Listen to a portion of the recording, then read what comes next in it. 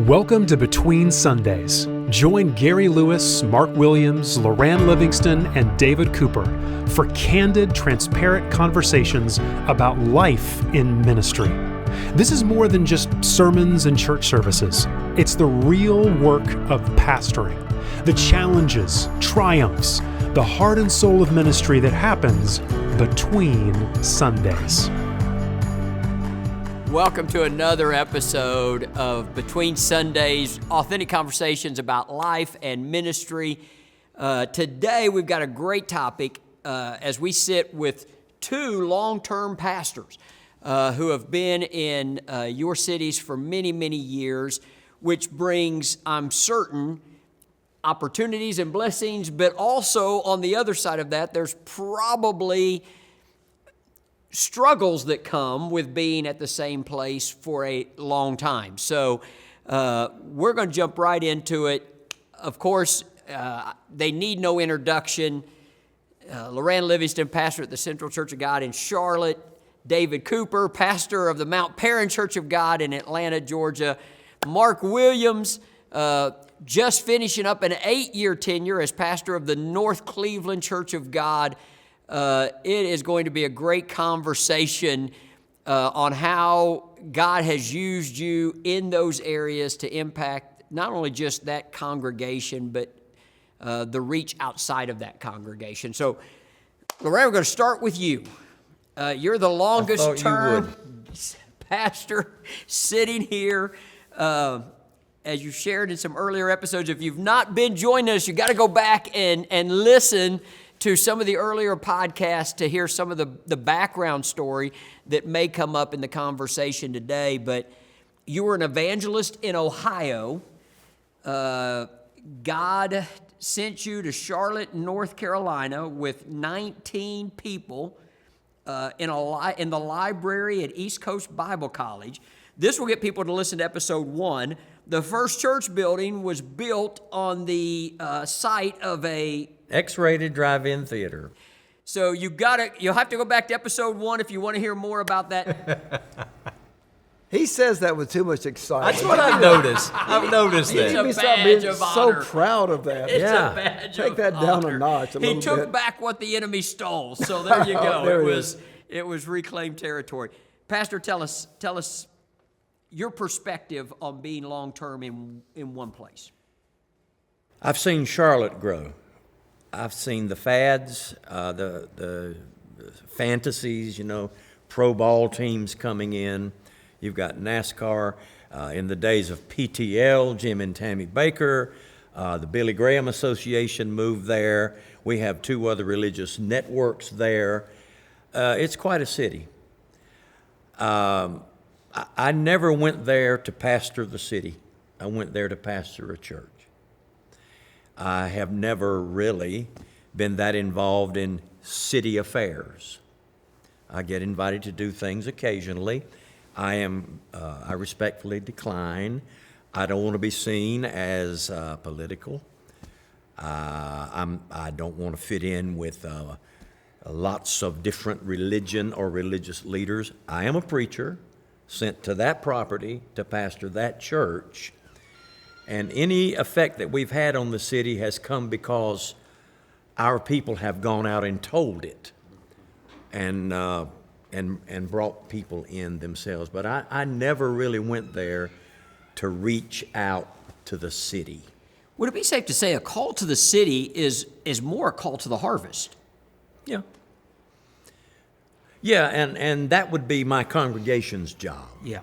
I'm there to feed them, and as they are filled with the Spirit and called to their respective ministries, they go out. Sure. And they do the work of the ministry, evangelism, if you will. On long-term pastoring, and both of you have pastored long-term where you're at, what's the benefits, what's the pitfalls? The pitfall is we're going to get fired if you keep reminding everybody we've been there too long. They may say, if my people hear this, they may think me around that it's time for a change. Maybe y'all should downplay that a little bit. Medium-term pastoring. Yeah. The advantage is you are established. I'm the longest serving pastor in Charlotte, North Carolina. Wow. Yep. Wow. Almost 50 years. So we are known around the city. Anywhere you go, they know about Central Church. I can't really think of a pitfall or a problem with that either. Longevity is something we desperately need in ministry in our denomination. Guys need to go somewhere that God calls them and stay there and do it. Yeah. I don't discount being called to different offices or ministries, but there needs to be a renewed stress on pastoral longevity. Stick it out. Stay with it until God moves you somewhere else. Don't let circumstances move you. Right. Or aspiration. That's very good. I think aspiration has no place in the ministry. To aspire to do things for God, but to aspire for position is counterintuitive to obedience to a call. It breeds pride, and when men aspire to things, this is my experience. I have aspirations of accomplishing something in my church or for my people, but to aspire for positions, that's up to God who he calls and where he puts us. I agree with Loran. If God calls us somewhere, stay where God put us. It's not a stepping stone to anything. It is the thing. It is the place. Yeah. And Mark, I think we're doing better. Pastors are staying longer. You know, there was a time when it was every couple of years there was a turnover. And it's encouraging to see, and I kind of trace it back to Dr. Walker when he was general overseer. He made a real emphasis on growing where you're planted, stay where God's put you, see it through.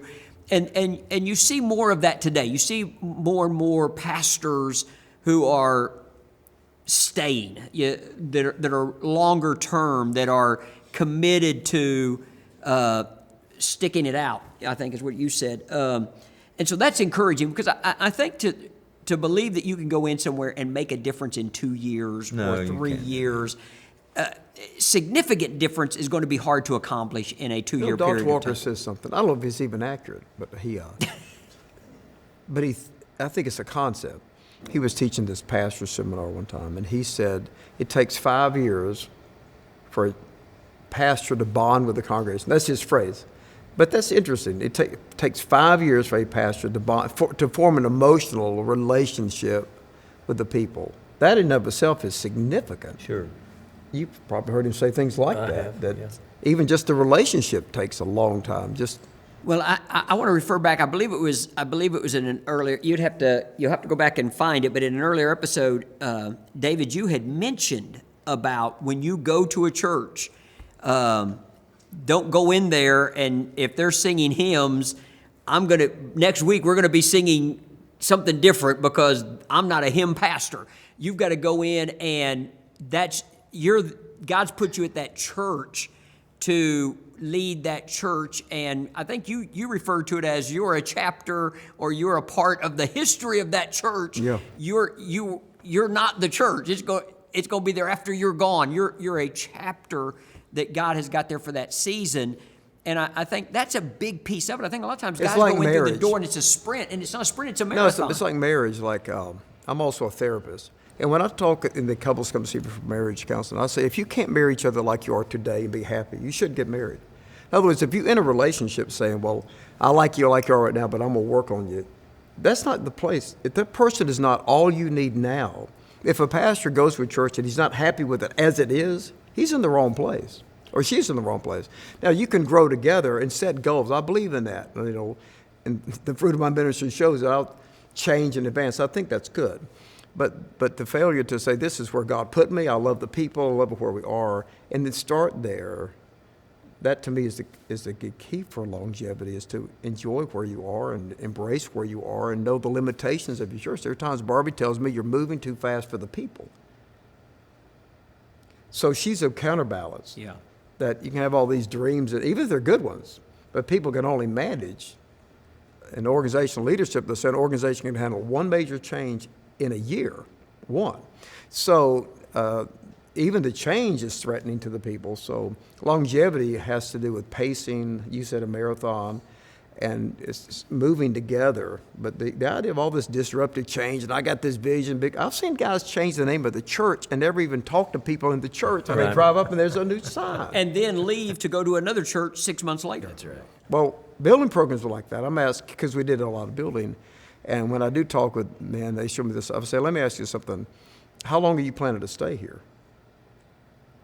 Now, the new Mount Parent campus, built on the old one, is debt-free. But I was not going to start something. That's taken almost 20 years of my life.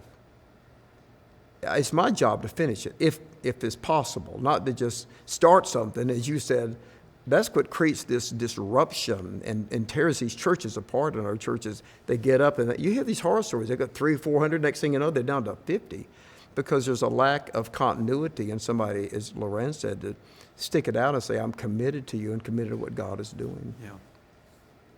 The Church of God has been a preacher's church.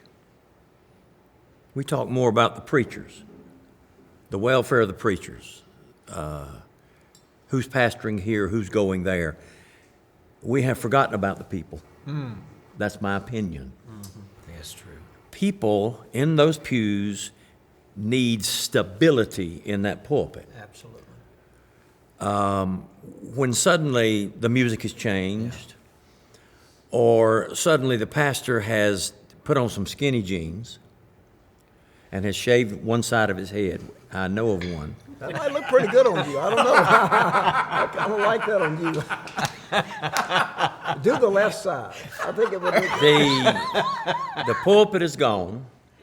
The choir has been... Watch it, because David said he got rid of his pulpit. Well, sorry. You know I'll what get I it mean. back. And it's replaced with a stool and a screen, and they've gutted the choir. That does something to the people. Yes. Now, that may help the pastor feel like he's relevant, but it affects the people.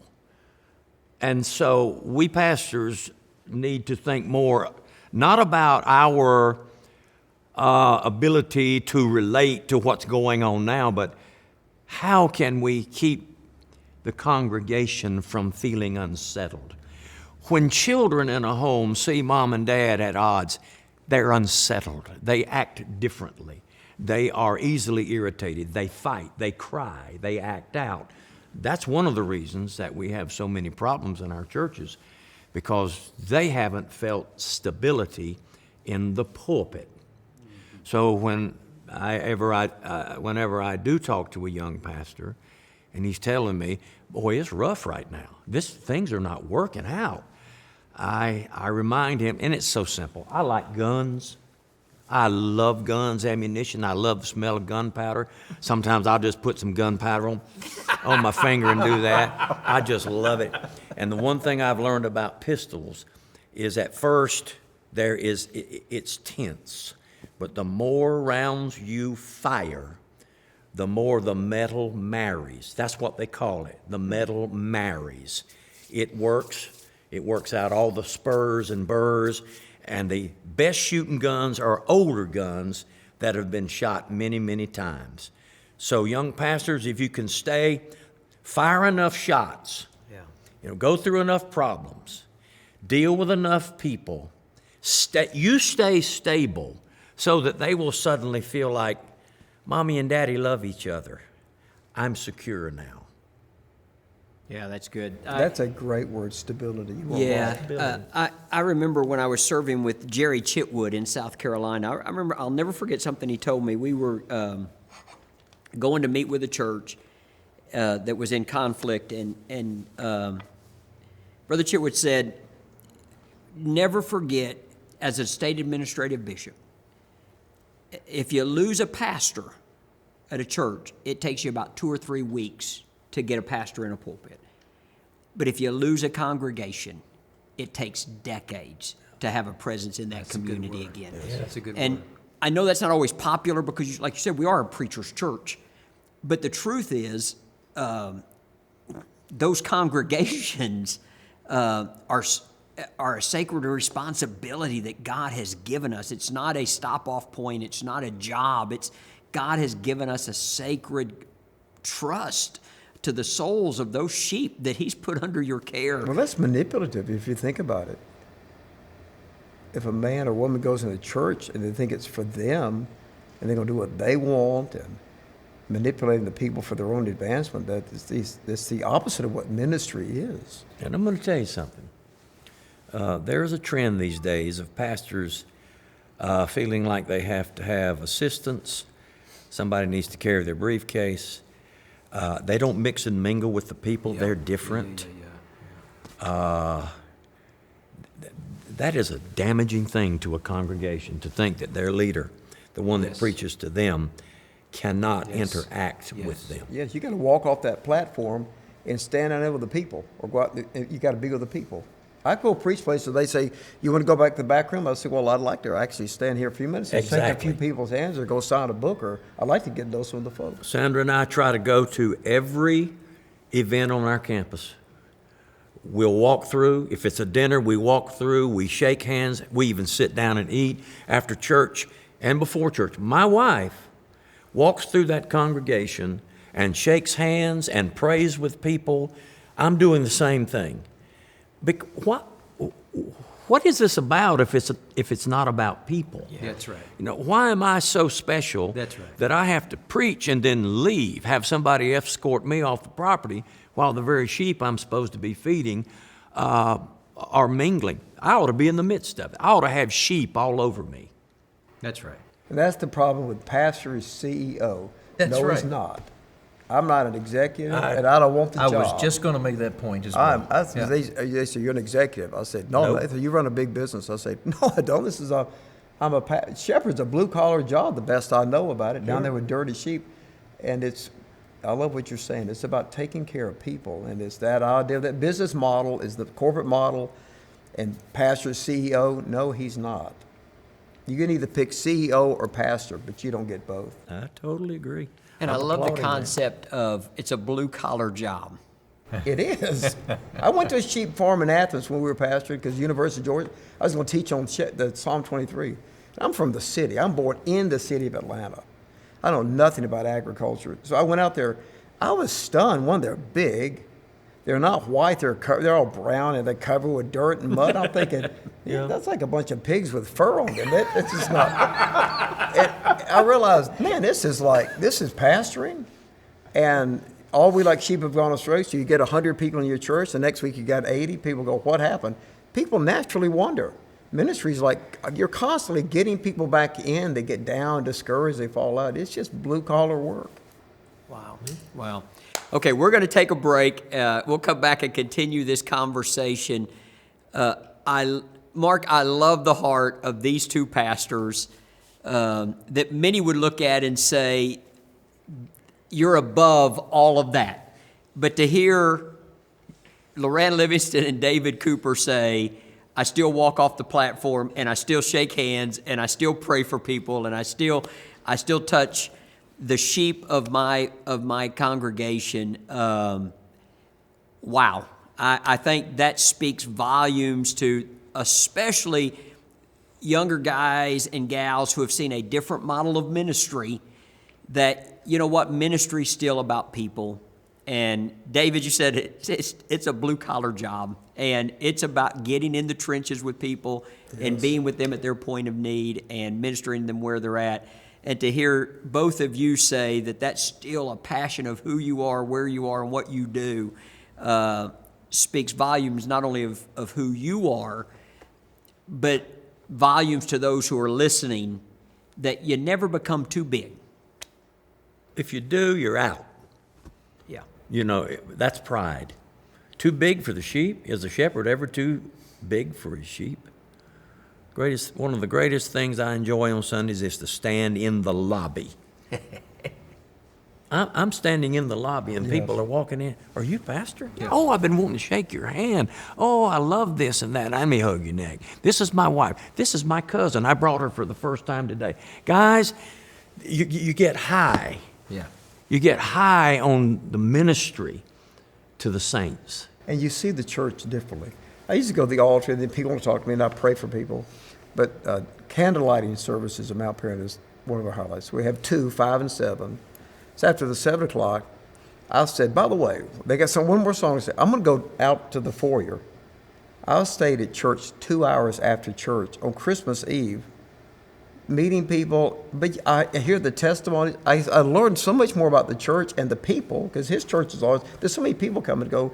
It's a whole different perspective to me, and it was so good for me to see the church differently than looking at the sanctuary and just being with people. Wow, that's so good. We'll be back right after this break, and we encourage you to get your friends. Tell them about what's happening with the podcast. You can get it on any platform where you find your podcast. We want you to join us and tell others about us as we talk about what happens in life and ministry between the Sundays. Amen. You're listening to the Between Sundays podcast. Mark your calendars for the 2025 Smoky Mountain Gathering.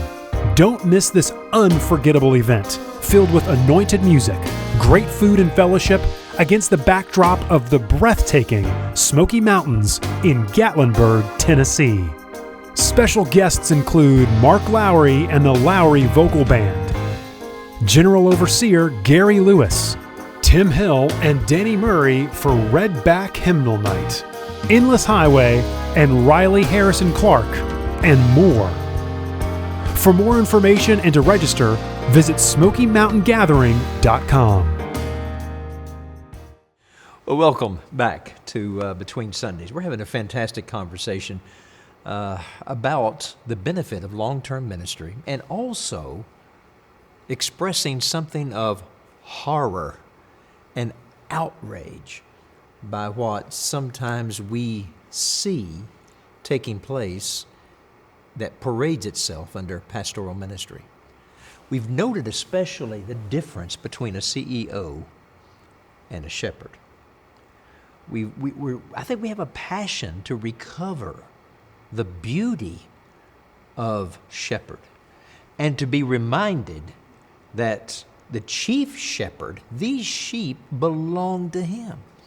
And how we treat the sheep that belong to him ought to fill us with fear and trembling. That the sheep that we pastor are not for us to build our fame on, but we are there to serve. We are there to proclaim.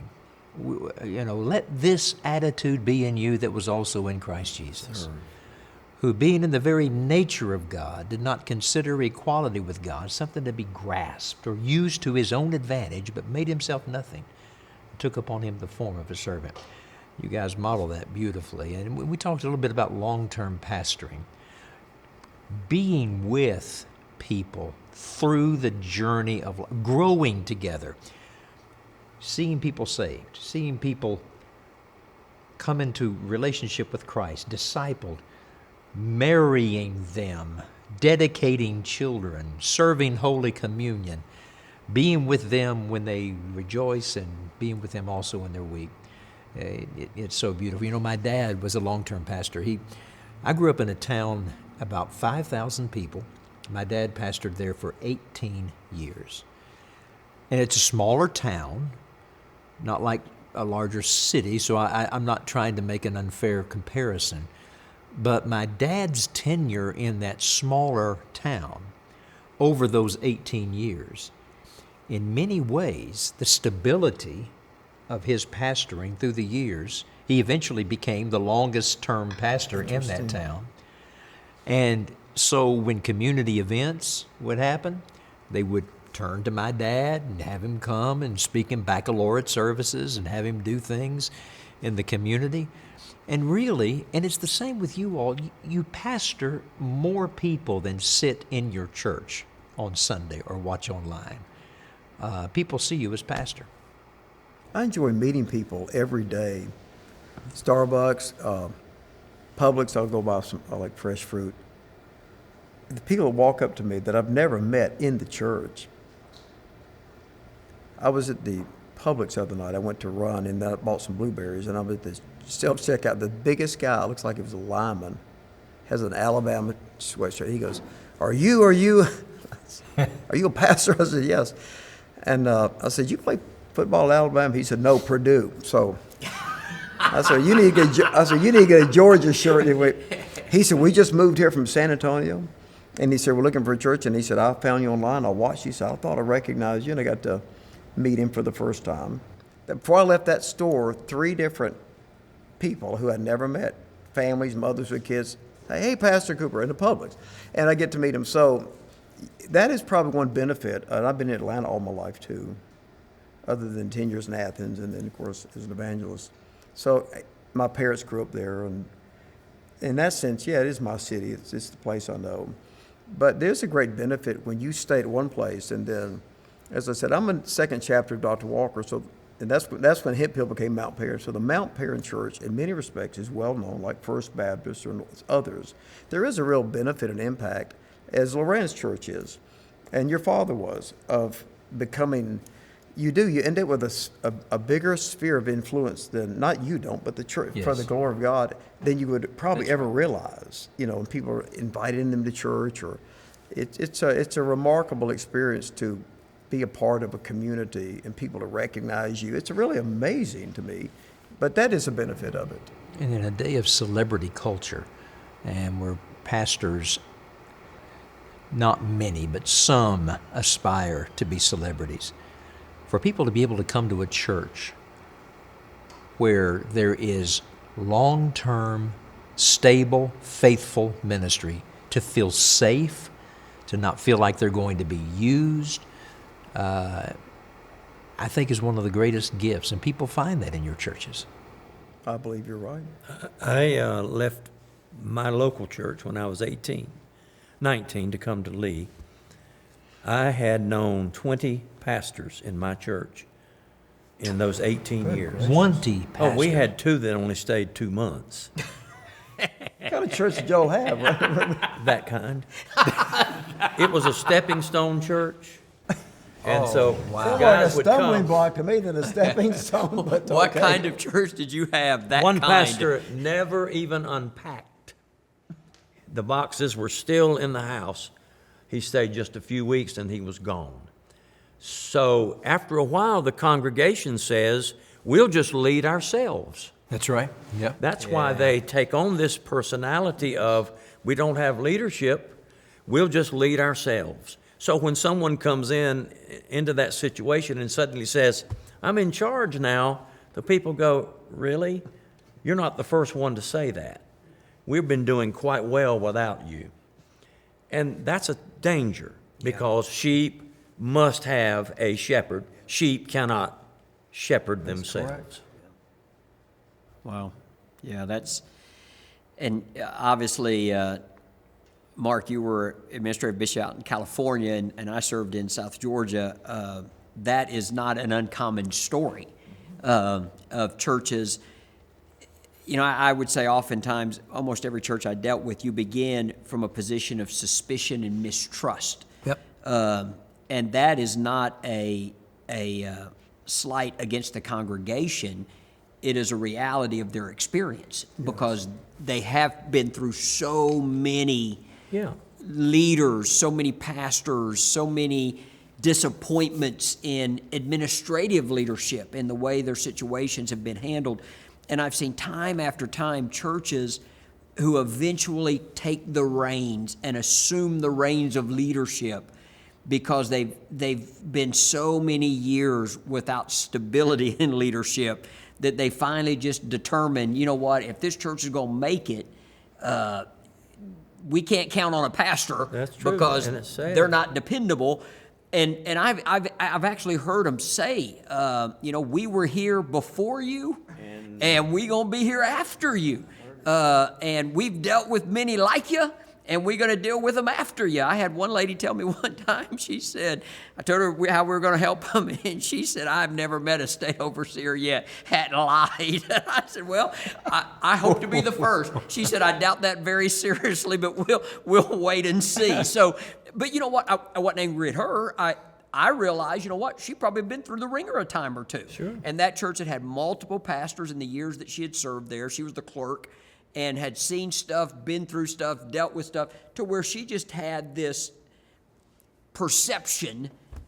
I can't count on any of them. It just dawned on I've me gotta that be if the you one. don't have a pastor, you don't have a church. Yeah.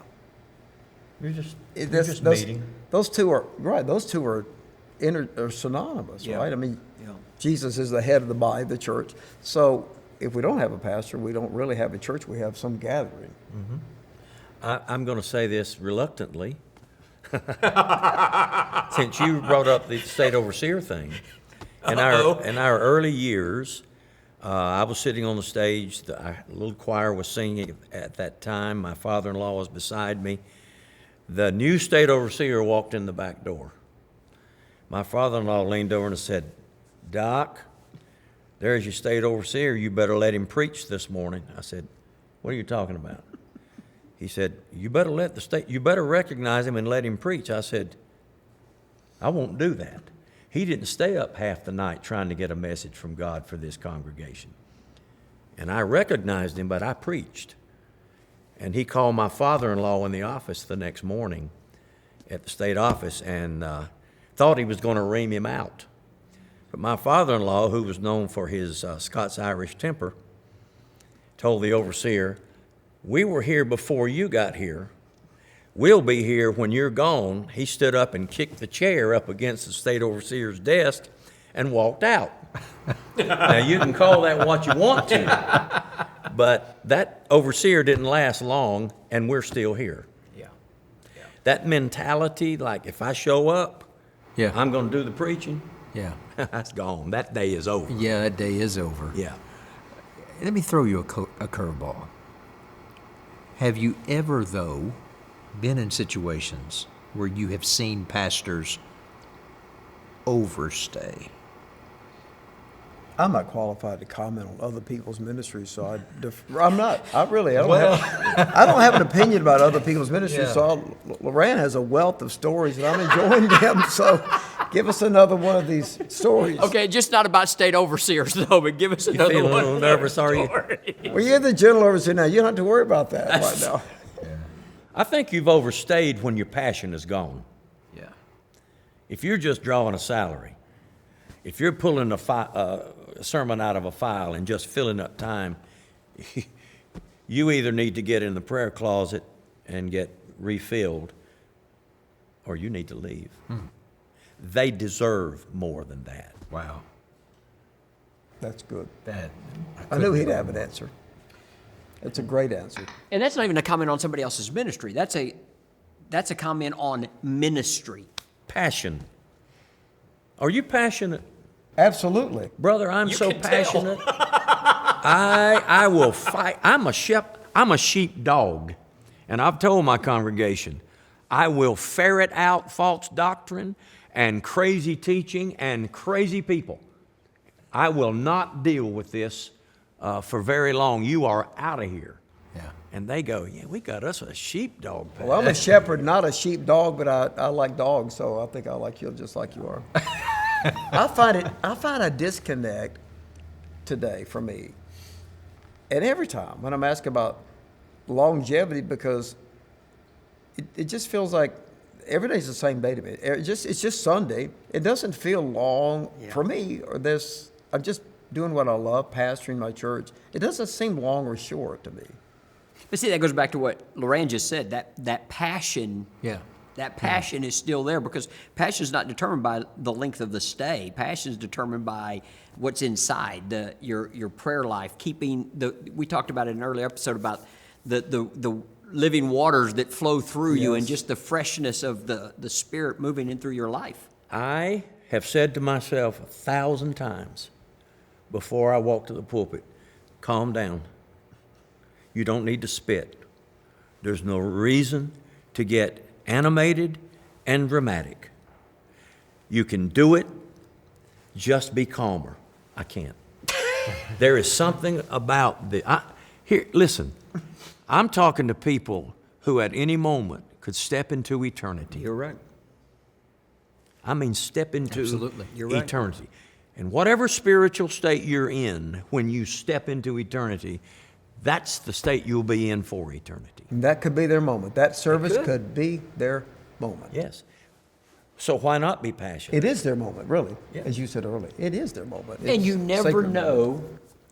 who's going to be there on that day. But you do know somebody is going to be there that day. And what their need is going to be and how God's going to use you to speak to them. And so for you, it may be, or for some that are listening, it may just be another Sunday in a pulpit. But for somebody in that congregation on that day, it may be the difference between eternity in heaven or eternity in hell. You know what I find interesting in our denomination? And I don't mind counting numbers. I know. And I told state overseer this once. I said, it's interesting that we tell you how many sermons we preach, but you never ask us what we preach. I said, why don't you get us all to mail in a sermon and see if we're preaching the truth or heresy? We count or like there was 800 people in church. What happened to the people? That is the question to me. The one woman in Vegas that wanted a copy of it, that tells me what's going on. Yeah. So this is all this quantity, and the problem that we deal with is not quantity of anything; it's the quality of what's going on. And we should be held accountable to what we're preaching. If we're preaching the wrong thing more times, we should cease and desist.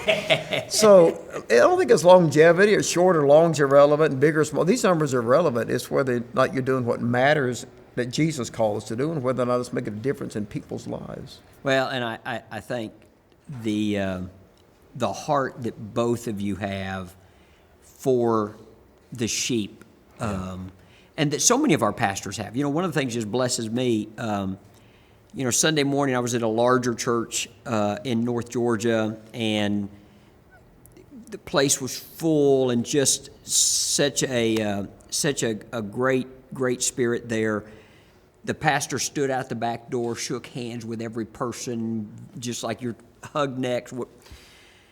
That night, I was at a very small church, probably 70 people. They were in a little block building, had built a new building.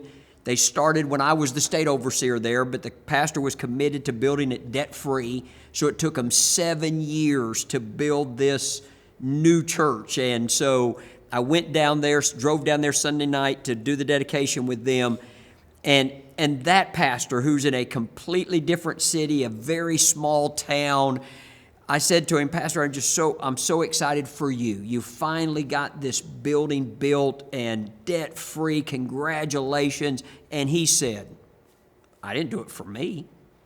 He said, I did it for them. Yes. He said, I did it for this church.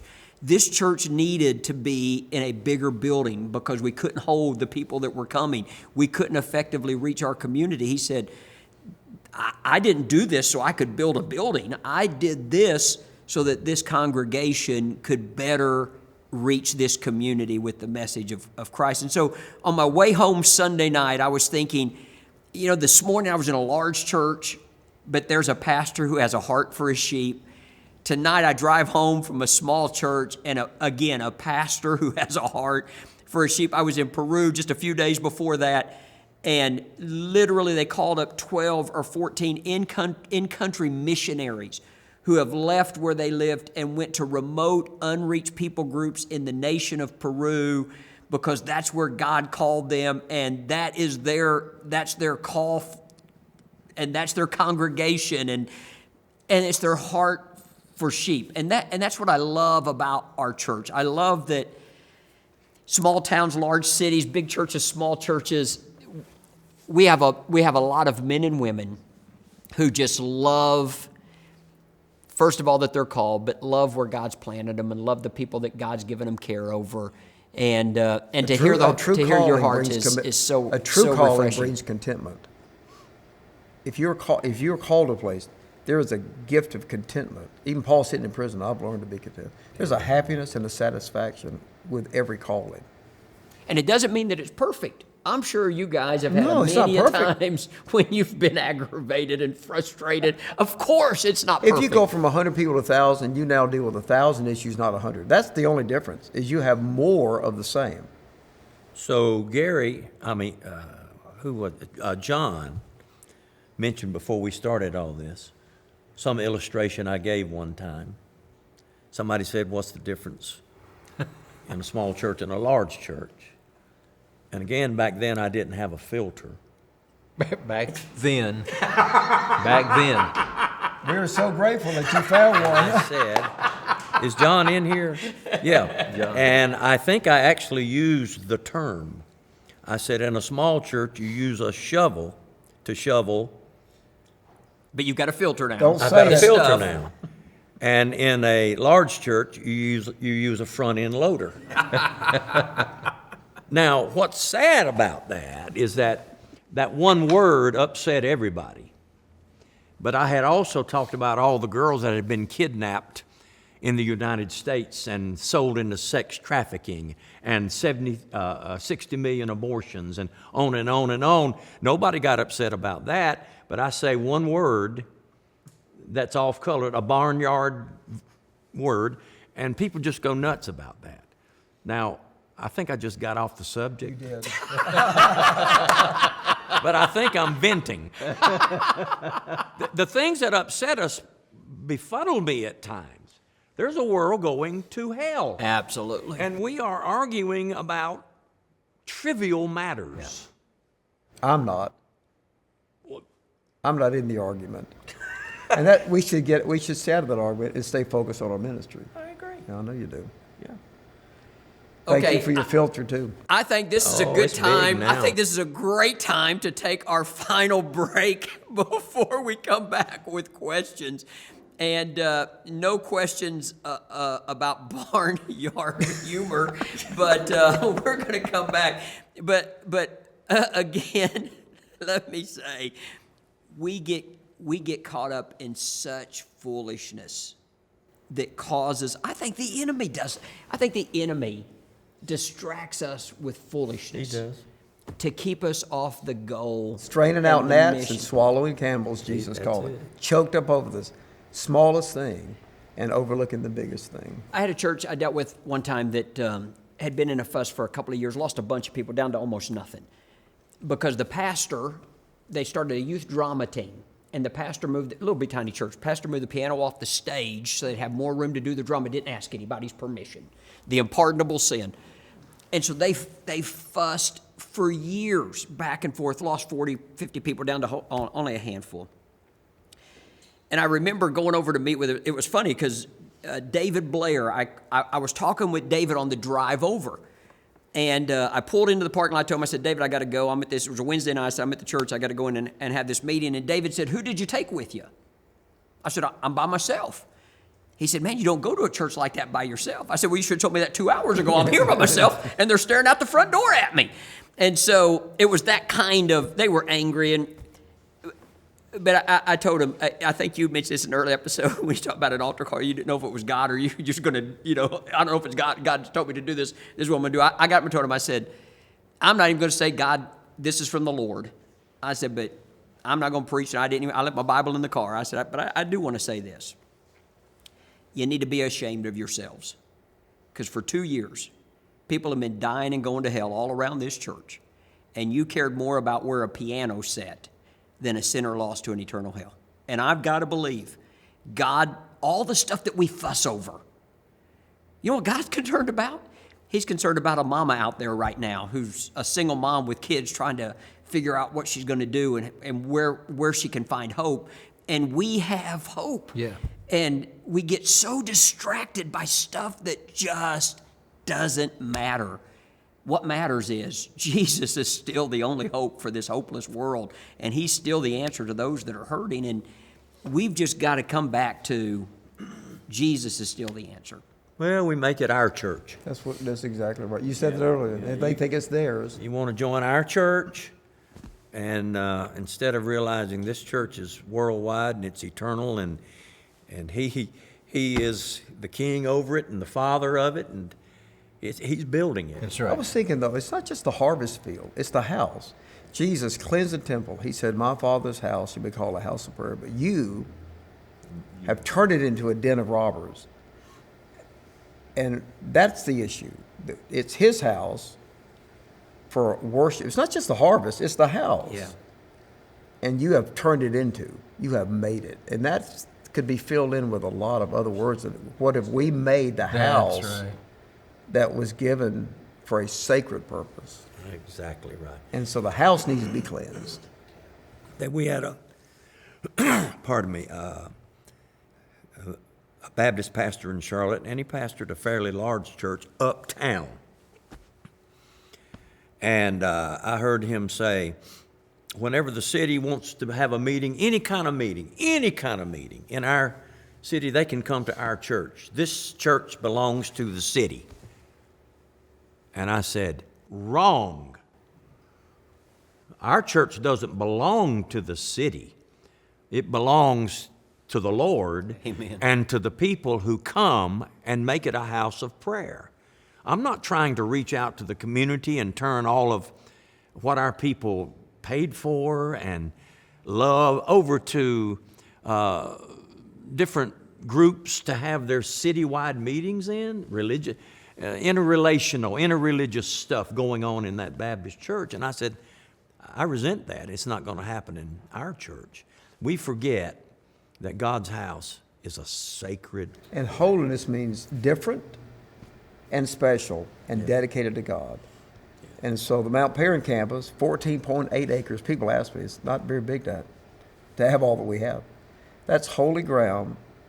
It was originally, that campus in 67, those people came out there with shovels, and I still got pictures of them. Dr. Walker, his youth, dug a shovel, claimed that property. That's sacred ground for a church. Nothing else should go on. Under my auspices, it doesn't go on for anything unless it's Christian, because it's set apart for one purpose. Wow. I agree with you, Loran. I totally agree with you. And I have gotten lots of criticism because I don't let Christian politicians come to the pulpit and greet the people. I don't either. I won't do it. No. I won't have a voter guide. I won't have a voting booth. There you go. That's sacred land. Once you start it, you dilute the purpose and meaning of a church in the city. That's right. A higher place. This is a higher calling. This is sacred land. This is not commonplace. Like you told the Levitical priests, you've got to teach the people to distinguish between the holy and the unholy, the common and the uncommon. And when you make the church common, it loses its impact in the world. And the priest had to do the teaching. Yeah. They had to teach the people the difference. If we mix it all together and suddenly the Christian right is what we are, I'm not Christian right. I'm a Christian. Amen. I happen to have conservative bent in my life. But I don't think Messiah has come. Messiah didn't come at 1 o'clock Monday a week ago or 2 weeks ago. This is just another phase in our country. And I think we better get down to business with ministry, realize who we are, realize who He is, and realize that, we're holy. The old King James says, you're a peculiar people. Yeah. Picked out, chosen to show forth His praises. If the people in the world were happy with what they had, they wouldn't come to the house of God looking for something different. And the last thing they need to see is something in the house of God that looks like what they left in the world. They're looking for a city set upon a hill, not a city put here in the gutter. Yeah. Wow, what a powerful This statement. is a separate message. This book is a different book. These songs are different songs. Our Christ is different than religious figures. They see something higher. I show you a more excellent way, not a common way, a more excellent way. One of the problems is that, I don't know when it started, but again, we read too many books, and we started gearing our services for sinners.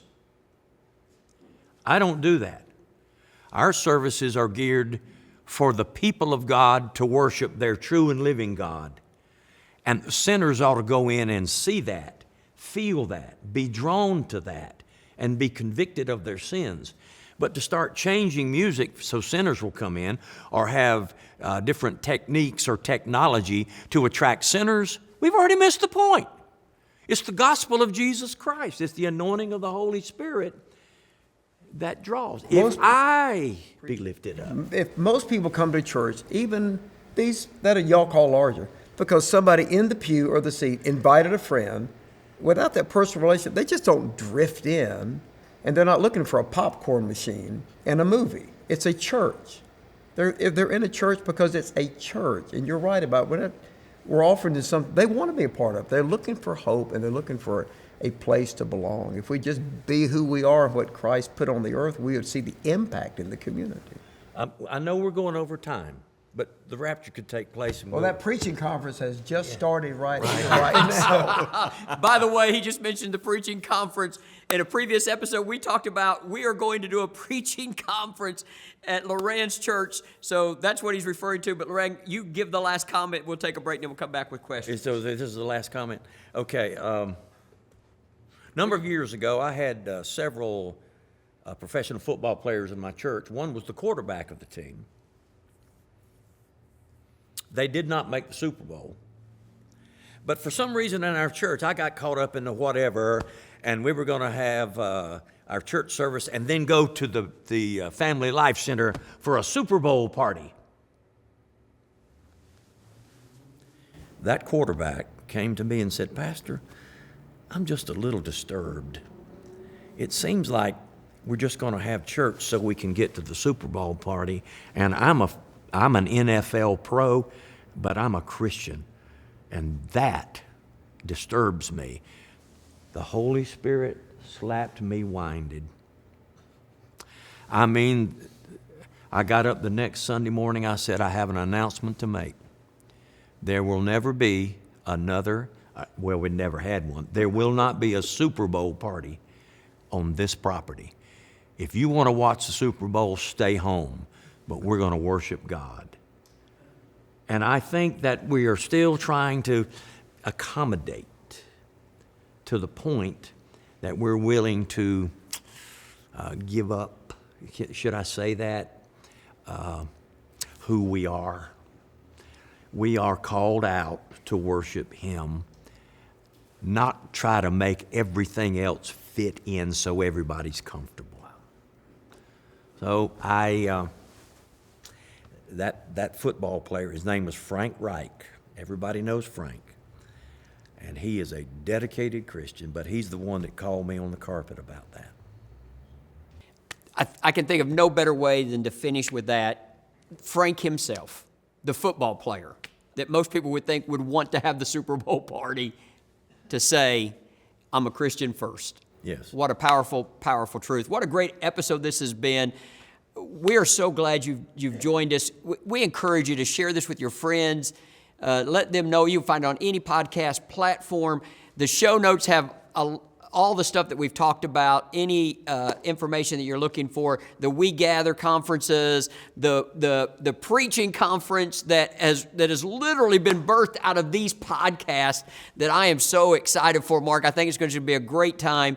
All that stuff's in the show notes. Thank you for joining us. We'll see you next time right here on Between Sundays, the podcast about life and ministry, behind the scenes, between the Sundays, all the stuff that happens. Real conversation. You heard it today. Real conversation from these great leaders in our church. Between Sundays is a member of the Church of God Global Communications Podcast Network.